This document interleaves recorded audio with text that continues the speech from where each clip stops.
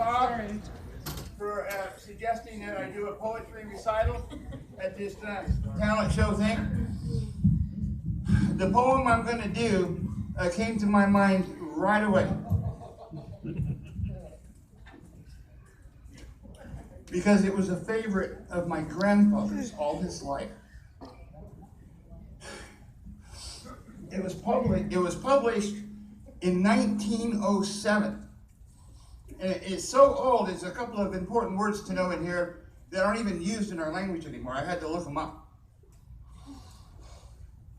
One is moil, M-O-I-L, as in the men who moil for gold. It means to work real hard to get something. The other word is marge, and it means the edge or shore of a lake. It's the marge of a lake. Okay, here we go.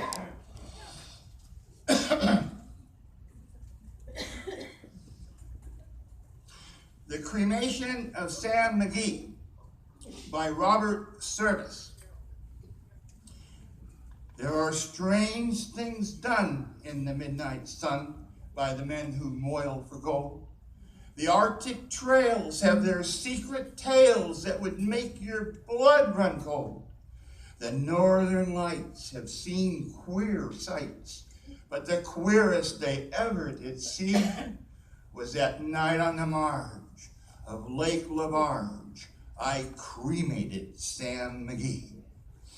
Now, Sam Mcgee was from Tennessee, where the cotton blooms and blows. Why he left his home in the South to roam around the pole, God only knows. He was always cold, but the land of gold seemed to hold him like a spell, though he'd often say, in his homely way, he'd sooner live in hell. On a Christmas day, we were mushing our way over the Dawson Trail. Talk of your cold through the parka's fold, it stabbed like a driven nail.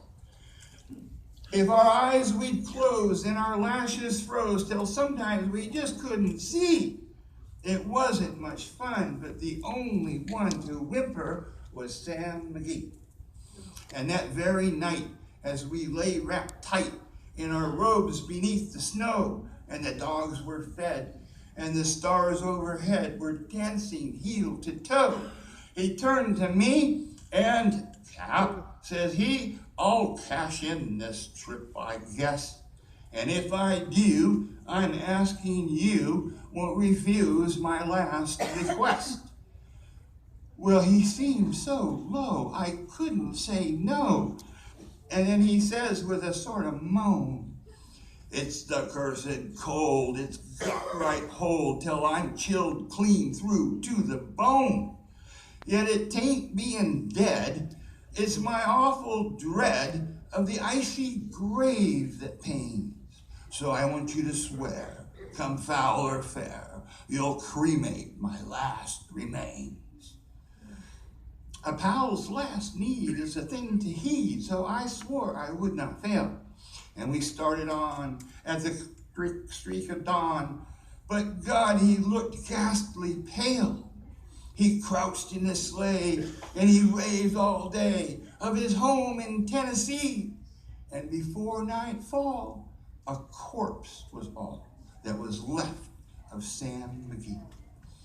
There wasn't a breath in that land of death, and I hurried, horror-driven, with a corpse half hid that I couldn't get rid because of a promise given. It was lashed to the sleigh, and it seemed to say, "You may tax your brawn and brains, but you promised true, and it's up to you to cremate these last remains." Now, a promise made is a debt unpaid, and the trail has its own stern code. In the days to come, though my lips were dumb, in my heart how I cursed that load. In the long, long night, by the lone firelight, while the huskies round in a ring howled out their woes to the homeless snows. God, how I loathed that thing. And every day that quiet clay seemed to heavy and heavier grow. And on I went, though the dogs were spent, and the grub was getting low. The trail was bad. I felt half mad, but I swore I would not give in.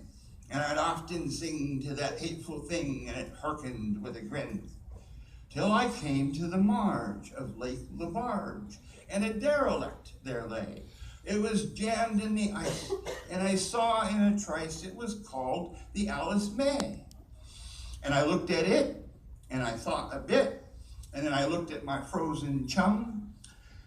Then here, I said with a sudden cry, is my crematorium.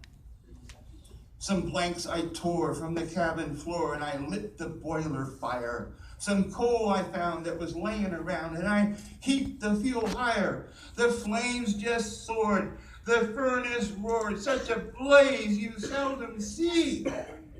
Then I buried a hole in the glowing coal, and I stuffed in Sam Mcgee. Then I took a hike, for I didn't like to hear him sizzle so. And the heavens scowled, and the huskies howled, and the wind began to blow. It was icy cold, but the hot sweat rolled down my cheeks, and I don't know why. And the greasy smoke in an inky cloak went streaking down the sky. I do not know how long in the snow I wrestled with wistful fear, but the stars came out, and they danced about. Before again I ventured near, I was sick with dread, but I bravely said, I'll just take a peek inside. I guess he's cooked, and it's time I looked, so the door I opened wide. And there sat Sam, looking cool and calm, in the heart of the furnace roar. And he wore a smile you could see for a mile. And he said, please close that door. It's fine in here, but I greatly fear you'll let in the cold and storm. Since I left Plumtree down in Tennessee, it's the first time I've been warm. There are strange things done in the midnight sun by the men who moil for gold. The Arctic trails have their secret tales that would make your blood run cold. The Northern Lights have seen queer sights, but the queerest they ever did see was that night on the marge of Lake Labarge. I cremated Sam Mcgee.